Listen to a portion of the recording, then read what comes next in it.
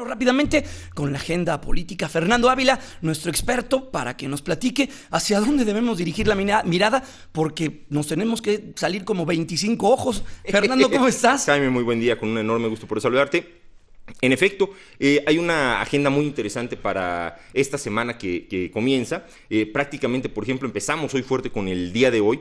Habrá de verse si regresan los distintos consejeros políticos de los diferentes partidos, 7 de los 10 partidos políticos que se levantaron de la mesa de discusión de la sede del Consejo General del Instituto Nacional Electoral, que hoy prevé una sesión. La intención, de acuerdo a la agenda, es verificar quién puede ser el nuevo titular de la unidad de fiscalización, que provocó también uno de estos raspones fuertes, ¿no? Desencuentros entre los distintos representantes de los partidos políticos, y en ese sentido verificar si los representantes habrán o no de regresar a la sesión del Consejo General, que es uno de los temas importantes. El presidente del INE parece que no logró comprometer el regreso de los mismos, y en consecuencia hoy habremos de revisar si la sesión del Consejo General puede llevarse a cabo con esta normalidad o nuevamente se hace un vacío a lo que es propiamente la sesión del Consejo General en este sentido. Los partidos políticos exigían cambio dentro de la agenda de fiscalización. Sale Alfredo Cristalinas la semana pasada. Esto quita un poquito de tensión, pero como bien lo comentas, hoy será clave, ¿no? Hoy será clave. No es el único de los puntos de las exigencias que tienen los partidos políticos. Fueron 15 los puntos que plantearon al presidente del instituto.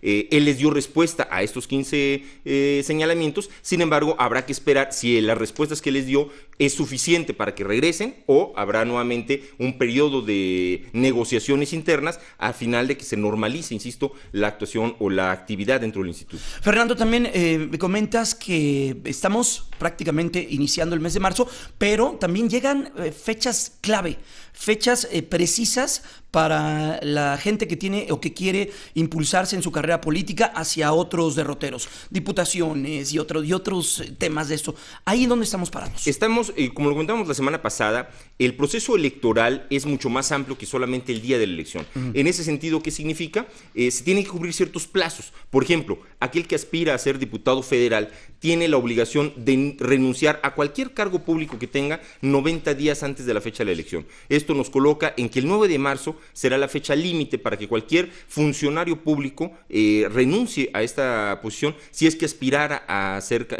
candidato o diputado federal. Si bien es cierto que ya se cumplieron los plazos de los diferentes partidos políticos, tanto para la presentación de lo que serían sus candidatos a los distritos de mayoría relativa, y el día de ayer venció también el plazo para presentar a los candidatos a diputados de representación proporcional, lo cierto es que siempre puede haber algunos ajustes, y en ese sentido, desde el punto de vista de los funcionarios que actualmente tuvieran algún tipo de cargo o algún tipo de representación, se vence el plazo la próxima semana, propiamente el 9 de marzo. Igualmente, dentro de lo que es esta nueva figura de candidaturas independientes que prevé la reforma política de hace un par de años, nos permite ya la presencia de candidatos independientes. Cada uno de los estados ya permite el registro de candidaturas independientes en las diferentes posiciones que se estarían en juego, que puede ser las presidencias municipales, lo que es también, por supuesto, la Cámara de Diputados, tanto local como federal, y en ese sentido, los plazos, por ejemplo, el caso particular del Distrito Federal, el día de hoy, el Instituto del Distrito Federal terminará de revisar y validar las firmas, por ejemplo, que presentaron los distintos candidatos independientes. Los que no van apoyados por ningún partido. Los que no van apoyados por ningún partido, y que el día de hoy se definirá quienes cumplieron con este requisito, ya no solamente de manera cuantitativa, sino también cualitativa, de la presentación de firmas. ¿Qué significa esto? Se revisa que no haya firmas duplicadas, que las firmas sean auténticas. Es un estudio evidentemente exhaustivo para determinar que ninguno de los que pretenden ser candidatos independientes pues se haya falsificado o alterado alguna de estas firmas como requisito para registrar. Hace algunas semanas aquí entrevistamos al presidente consejero del Instituto Electoral del Distrito Federal y nos señalaba que había alrededor de 140 personas que habían conseguido eso. ¿La cifra no se modificó del todo? En este momento son 145 los que lograron cumplir con estos requisitos. Esta primera etapa, que es la entrega de la documentación. De esta todavía ¿pueden rasurarla por supuesto, exactamente. Una vez que se revise la documentación ya de manera específica, de manera puntual, para verificar, insisto, la validez de todos y cada uno de los documentos que se han presentado, bueno, estaría en la posibilidad de que se le niegue finalmente el registro a alguno o algunos de estos precandidatos independientes que sí cumplieron con la forma en términos, insisto, cuantitativos, pero no cualitativos al momento de la revisión. Oye, y una vez que suceda todo lo que acabas de comentar, hay un impasse de tiempo para que ya los candidatos de lleno entren a su campaña y volvamos a ver los spots y volvamos a ver su propuesta y todo esto? Totalmente. Recordemos que también a partir de las últimas reformas electorales, estamos hablando prácticamente los últimos 6, 7 años, se ha venido estableciendo un nuevo modelo, un nuevo formato que implica el registro de precampañas que antes no existían, los actos anticipados de campaña que tampoco antes existían y que hoy ese tipo de elementos... O que quizás sí existían, pero no estaban...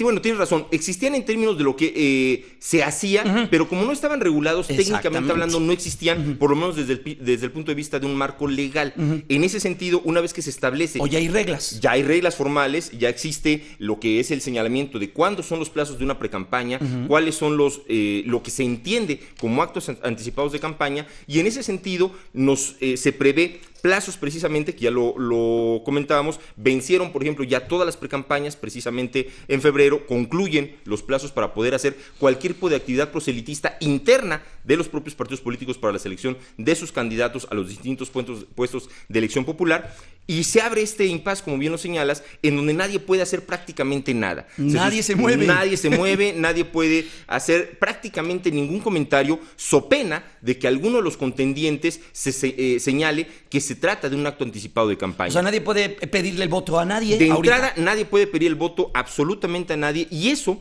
complica mucho cualquier tipo de presencia pública de cualquiera de los contendientes, puesto que, insisto, eventualmente se podría considerar o interpretar como un acto anticipado de campaña si se le escapara por ahí cualquier una declaración, ¿no? Una declaración, podría ser considerado como tal. O sea, puede dar una entrevista, pero si se le sale algún comentario, su contendiente puede decir, lo señalaría exactamente como alguna prueba o como algún elemento que eventualmente acarrearía o algún tipo de sanción económica para el partido político y el candidato, o inclusive la inhabilitación como candidato. Ok.